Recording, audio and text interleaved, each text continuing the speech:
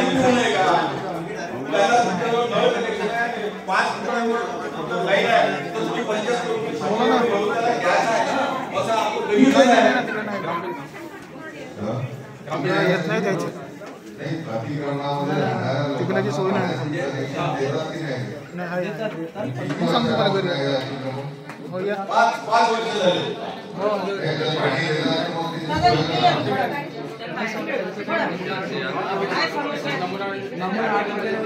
Gas वगैरे काय लावायचं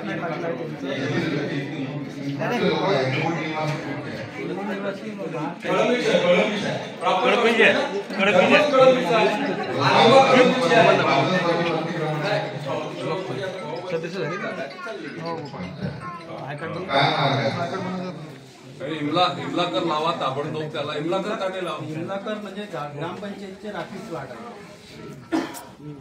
ग्रामपंचायतच्या राखीव प्लॉटवर म्हणून ग्रामपंचायत दोनच लोकांनी केलेलं आहे. 3 वर्षापासून बांधकाम झालंय, द्यायचा नाही. मला माहिती आहे ग्रामपंचायत चर्चेला घेतलं तिकडली जी जागा आहे ना ते दोघींनी जे बांधलेली आहे ते आबादी म्हणजे याच्यावरच बांधलेली आहे. अशी पण माहिती पण इकडे जे आहे ते काही असो तुम्ही त्यांना पाणी बांधलं पाहिजे, बस एवढी जबाबदारी आहे माझी, बाकी काही नाही.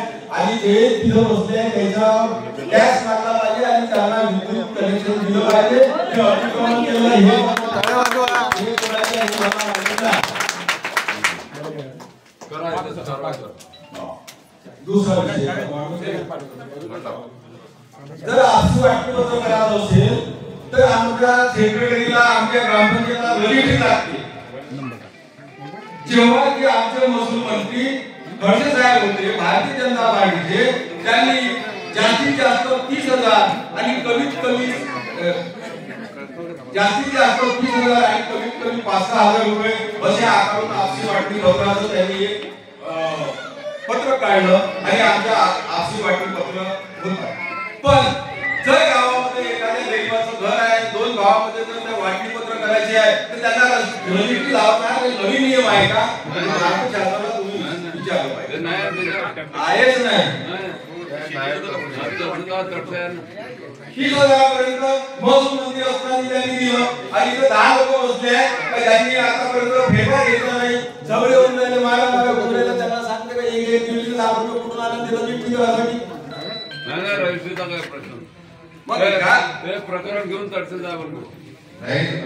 रक्ताच्या नात्यामध्ये हिस्से वाटी करणं हे अतिशय सुलभ करण्यात आलं आहे. जिल्हा रेग्युलेटरप्रमाणे रजिस्ट्री घेण्याचं कारण पण हे जर तुला प्रभावी पाहत नसेल तू काय आहे का प्रभावी?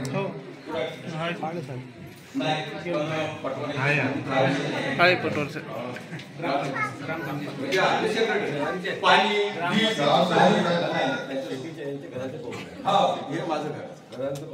शेतीचे होते वाटते.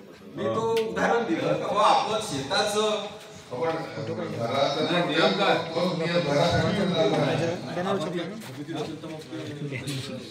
इथून गेला या